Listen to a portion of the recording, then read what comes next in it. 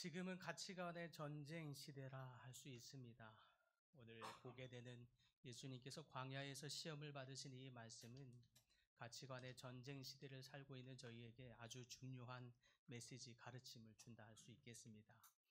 특별히 40일을 금식하신 후에 마귀에게 이끌려 광야로 가셔서 시험을 당하시는데, 이 시험에는 두 가지 종류가 있다고 할 수 있습니다. 하나는 템테이션, 유혹의 시험입니다. 첫사람 아담이 받은 시험이 바로 이 유혹의 시험입니다. 뱀으로부터 눈이 밝아질 것을 유혹받은 것이지요. 두 번째, 또 다른 시험이 있습니다. 바로 테스트의 시험입니다. 테스트를 통해서 믿음이 점검받고 검증받는 시험입니다. 이 검증의 테스트를 통과해야지만 해서 이 테스트의 시험이라고 합니다. 하나밖에 없는 독자 이삭을 바치라고 하는 이 명을 받은 아브라함이 받은 시험이 바로 이 테스트의 시험이지요.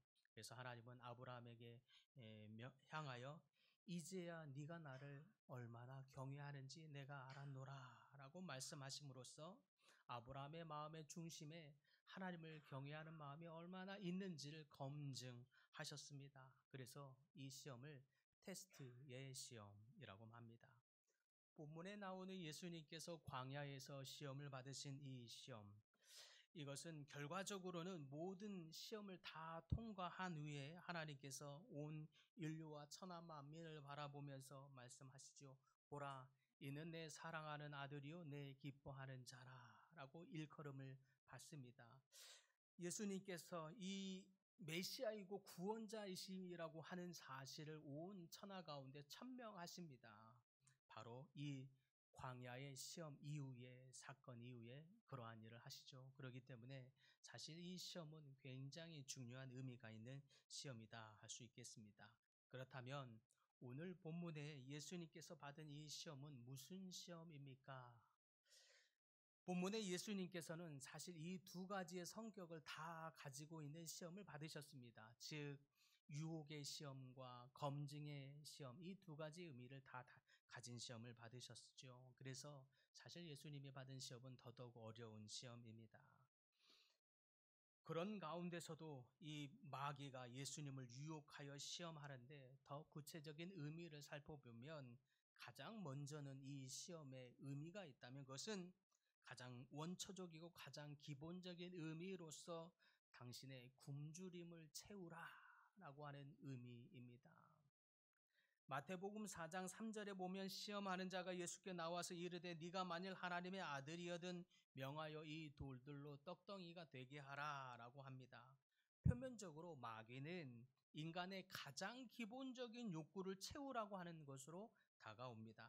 사실 떡을 먹는 것이 무슨 문제가 있겠습니까? 이때만 해도 인간의 기본적인 욕구를 채우는 것, 곧 굶주림의 문제를 해결하는 것이 그렇게 문제가 있어 보이지 않습니다. 그런데 문제는 마귀가 예수님께 다가와서 유혹하고 있는 그 시점에 있습니다.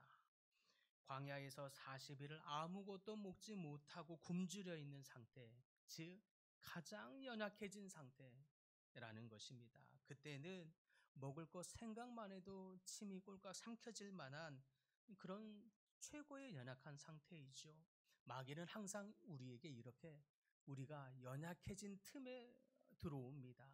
예수님도 그러셨죠. 40일을 금식하고 나니 너무 배가 고파서 가만히 있어도 옛날에 먹었던 빵들이 생각나고 또 눈이 떡 같은 것이 눈에 아른거릴 정도입니다. 그것 외에는 다른 생각이 들지가 않죠. 그렇게 사실 가장 연약해지고 어려워진 상황에 분별이 잘 희미해진 그런 약해진 상황에서 사단은 마귀는 공격합니다.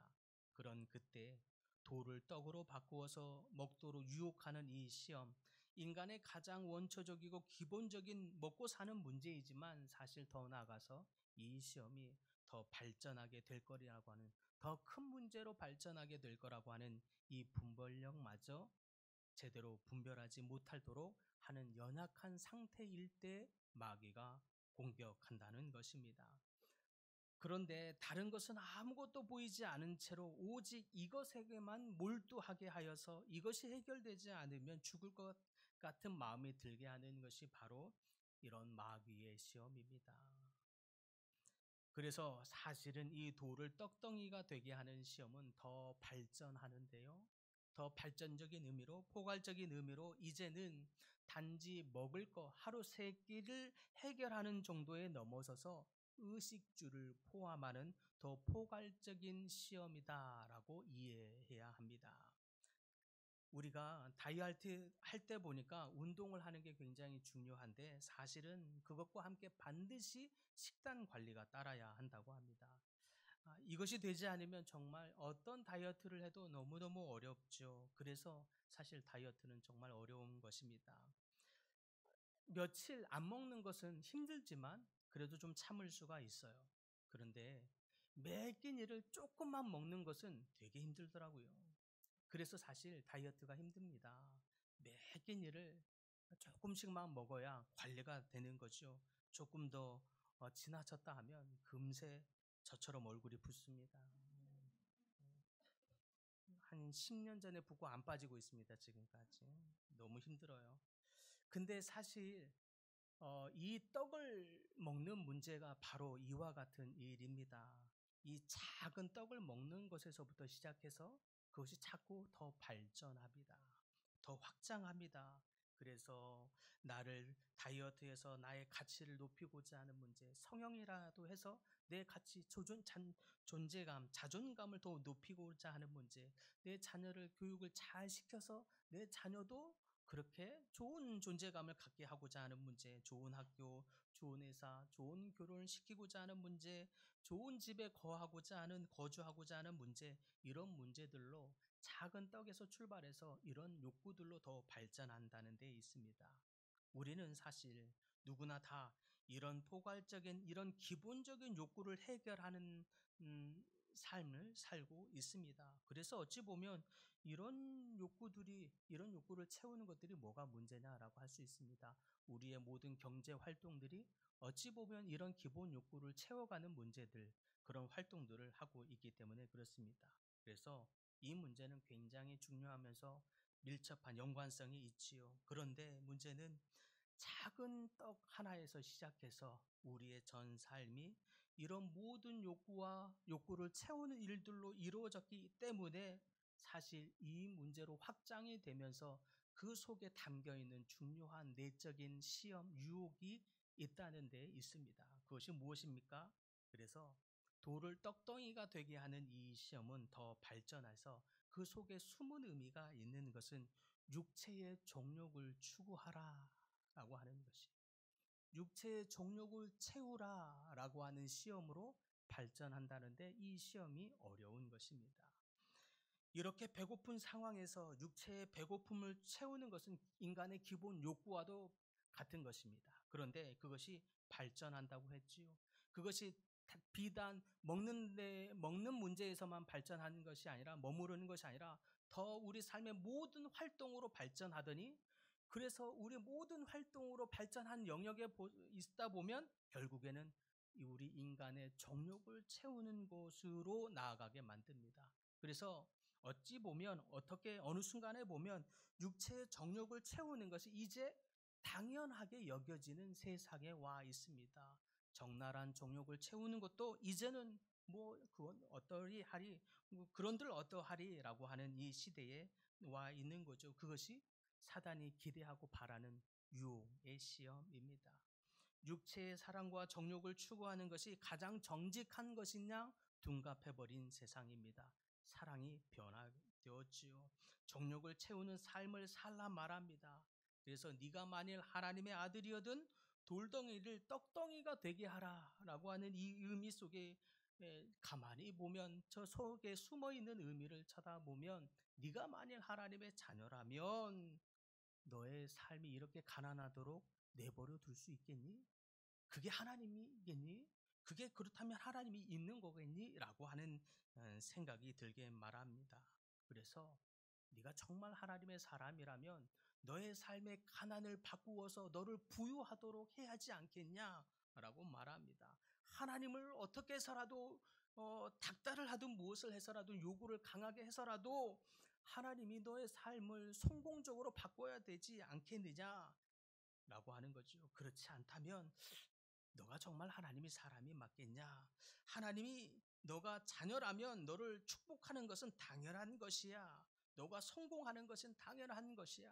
그래서 성공하는 인생이 하나님의 축복을 받는 인생으로 똑같다고 생각하게 만듭니다. 내가 성공하지 않은 것은 하나님이 없거나 내가 하나님의 자녀가 아닌 것처럼 생각하게 만듭니다.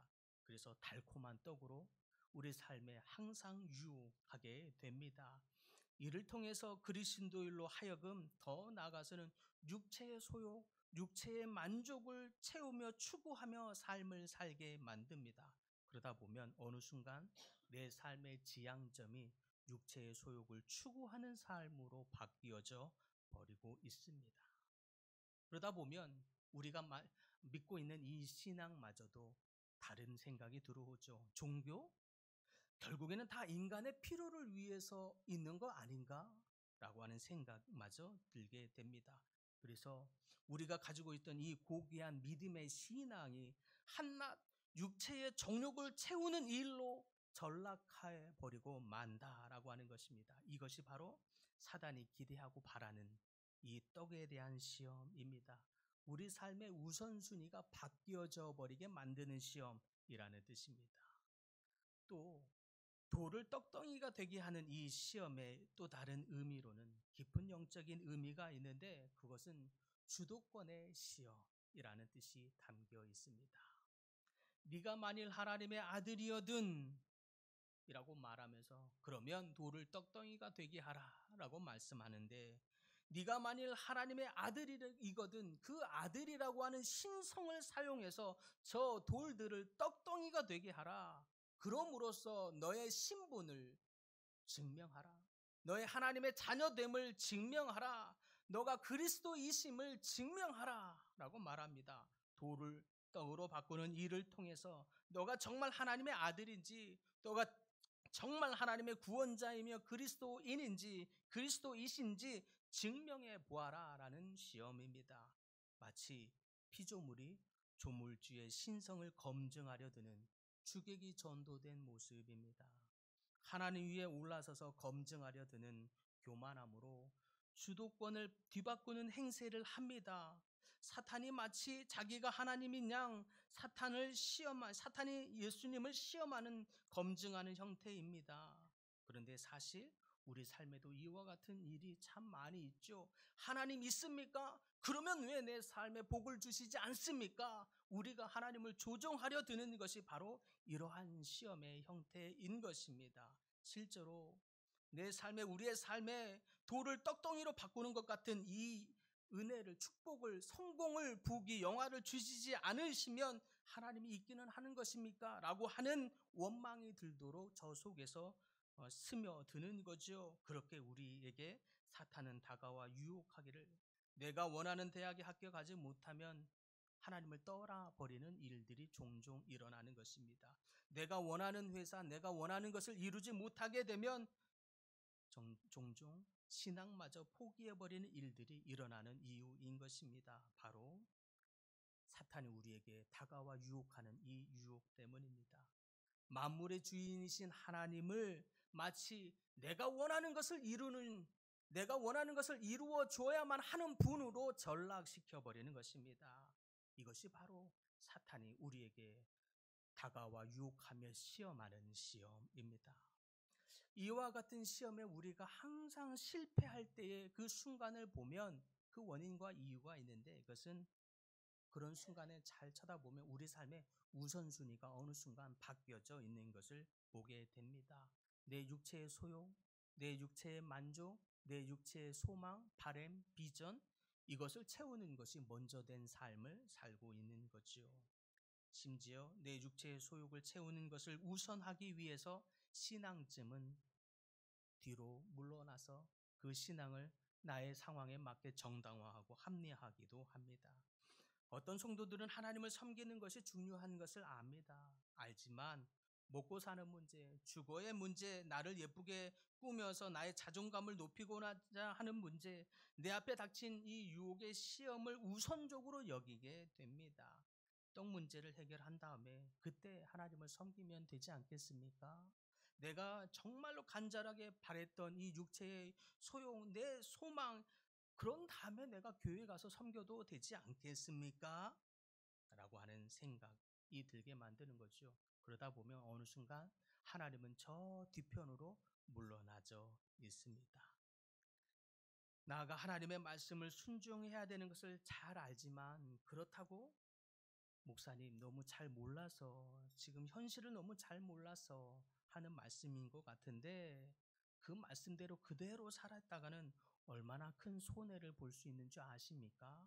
사회는, 세상은 그렇게 사는 거 아닙니다. 목사님이 너무 세상을 몰라서 하는 말씀이에요. 이렇게 사단은 항상 우리로 하여금 세상에서 살아나기 위해서는 타협해야 한다, 그것이 지혜로운 것이다 라고 오히려 가르칩니다. 거꾸로 사단이, 마귀가 하나님의 자녀를 가르치는 일들을 하고 있는 거죠. 이처럼 사단은 끊임없이 우리의 귀에다 대고 작은 떡을 타협하게 함으로써 우리의 삶의 전 영역으로 발전하여서 우리의 삶을 하나님의 자리 안에 사탄이 자리하고 차지하는 시험으로 발전하게 되는 것입니다. 내가 이 욕망을 채우지 않으면 견딜 수 없는 마음이 들게 만드는 것입니다. 그것이 이 작은 떡 하나를 바꾸는 데서부터 출발한다는 것이에요. 그런데 그 떡 하나 바꾸는 데서부터 시작해서 어느 순간에 내 삶의 모든 영역에서 내 욕구를 위해서라면, 내가 원하는 것을 위해서라면 어느 순간 말씀쯤이야 한참 타협하고 오히려 그 말씀을 내 삶의 행동에 정당화하고 합리화하는 것으로 끼워 맞추는 그런 삶을 살게 된다는 것입니다. 그렇다면 예수님은 어떻게 이러한 같은 시험에서 승리하셨습니까? 어떻게 이 시험들을 이기셨습니까? 마태복음 4장 4절에 표현하기를, 예수께서 대답하여 이르시되 기록하였을 때 사람이 떡으로만 살 것이 아니요 하나님의 입으로 나오는 모든 말씀으로 살 것이니라. 여기에서 떡으로만 살 것이 아니요 라고 하는 이 말씀에 주목해야 합니다. 이 말씀에서 보면 예수님은 사람이 사실은 떡으로 산다는 것이 전제되어 있습니다. 예수님은 우리가 떡이 필요하다는 거 아셨다는 뜻입니다. 우리에게는 집이 필요하고 자녀 교육이 필요하고 내 직업이 필요하다는 것 아셨습니다. 그런데 우리가 주목해야 할 것은 떡으로만이라는 말씀입니다. 떡으로 사는 것이 잘못이 아닙니다. 우리가 먹어야 하고 입어야 하고 집에 머물러야 합니다. 쉬어야 합니다. 이것이 필요한 것을 아십니다. 좋은 학교에도 가야 하고 좋은 직장에 가야 하고 좋은 배우자 만나서 결혼도 해야 하는 거 너무나 잘 아십니다. 이 모든 것이 필요하다는 거 예수님도 누구보다도 잘 아십니다. 다만 떡으로만 살아가기 때문입니다. 다만 내 육체와 내 육체의 소욕을 채우는 것으로만 살아가고자 하는 데 있습니다. 즉 사람에게 떡이 필요하다는 것 알지만 떡으로만, 떡이 전부가 되어서 사는 삶만 살아가려고 하는 것을 경계하라 라고 하는 뜻입니다. 오직 떡으로만, 육체의 소욕을 채우는 것으로만 살지 말라는 의미입니다. 이것이 바로 승리하는 삶의 비결 첫 번째인 것이죠. 그것이 또한 우리가 겉사람을 깨트려야 하는 이유이기도 합니다. 겉사람은 끊임없이 자신을 떡으로만 채우고자 합니다. 내 육체의 소욕만, 이것만 채우고 나면 더 이상 소원이 없을 것처럼 여깁니다. 정욕으로만 채우려고 하는 것이 우리의 겉사람입니다. 육체의 소욕으로 가득 찬 겉사람대로 우리가 머물러 있기 때문에 때로는 성령을 거스르고 때로는 교회 가운데 교회를 깨트리고 분열하는데 우리가 있기도 하고, 누군가를 뒷담화하고 누군가를 욕하고 비방하는 데에 서스럼 없이 하게 되는 것입니다. 우리가 육체 안에 우리가 겉사람 안에 머물러 있는 순간, 어느 순간 그 순간에는 성령은 온데간데 없이 사라져 버린 것처럼 있고, 우리는 껍데기만 머물러 있는 채 메마른 예배, 메마른 기도만 주여 주여 주여 연신 한숨을 내리듯이 내뱉고 있는 것입니다. 그런데 성령이 느껴지지 않는 거지요. 그러면 어떻게 해야겠습니까? 그러면 우리가 어떻게 이 사단의 시험에서 승리할 수 있겠습니까? 주님이 우리에게 가르쳐 주신 것은 사람이 떡으로만 살 것이 아니요 하나님의 입으로 나오는 모든 말씀으로 살 것이니라. 우리를 성령의 말씀으로 가득 채워야 하는 줄 믿으시기 바랍니다. 하나님의 입으로 나오는 말씀, 성령의 말씀으로 우리를 살아야 하는 줄 믿으시기 바랍니다. 무슨 뜻입니까? 문자적인 의미로 그냥 말씀을 달달달달 외우고 내면 그러면 우리가 승리하게 된다는 뜻이 아닙니다. 달달달달 말씀을 맨날 많이 듣기만 하면 승리한다는 것이 아닙니다.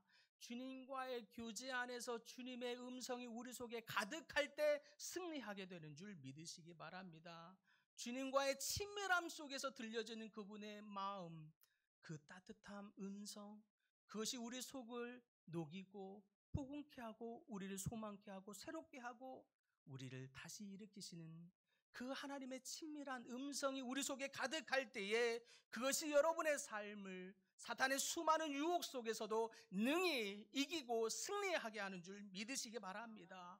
그러므로 그분의 음성으로 여러분의 심령을 가득 채우시기를 소망합니다.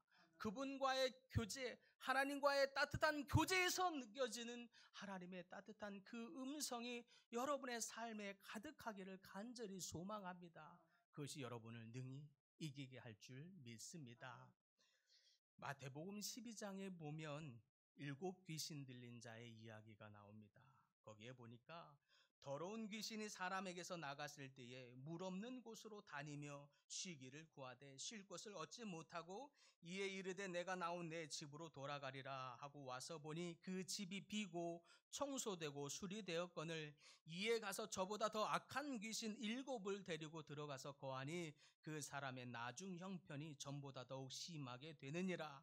이 악한 세대가 또한 이렇게 되리라.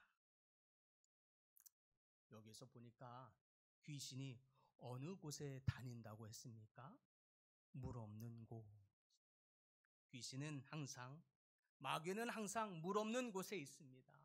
성령이 없는 곳에 있습니다. 메마른 곳에 있는 것입니다. 말씀이 없는 곳, 은혜가 없는 곳, 그런 어두운 곳에 마귀는 머물러 있는 것입니다.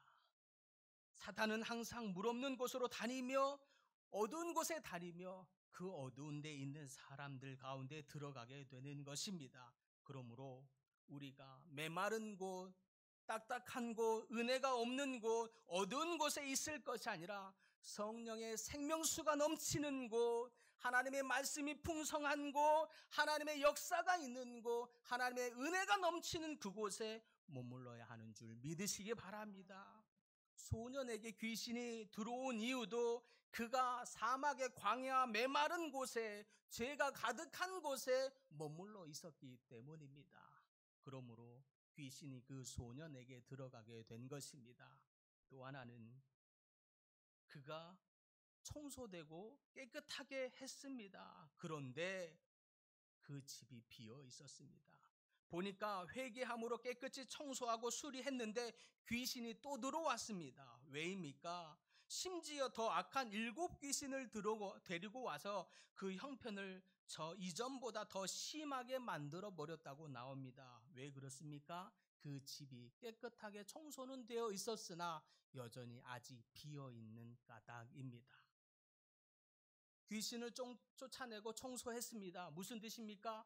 회개하고 어두운 곳에서 빠져나왔다는 뜻입니다. 이제 그래서 내 집을 정결하게 성령의 은혜로 했다는 뜻입니다. 그런데 마귀가 들어왔습니다. 왜 그렇습니까? 내 집이 하나님의 은혜로 아직 채워지지 않은 까닭입니다. 내 집이 비어있는 까닭입니다. 그러므로 우리의 심령을, 우리의 집을 성령의 은혜로 가득 채우셔야 하는 줄 믿으시기 바랍니다.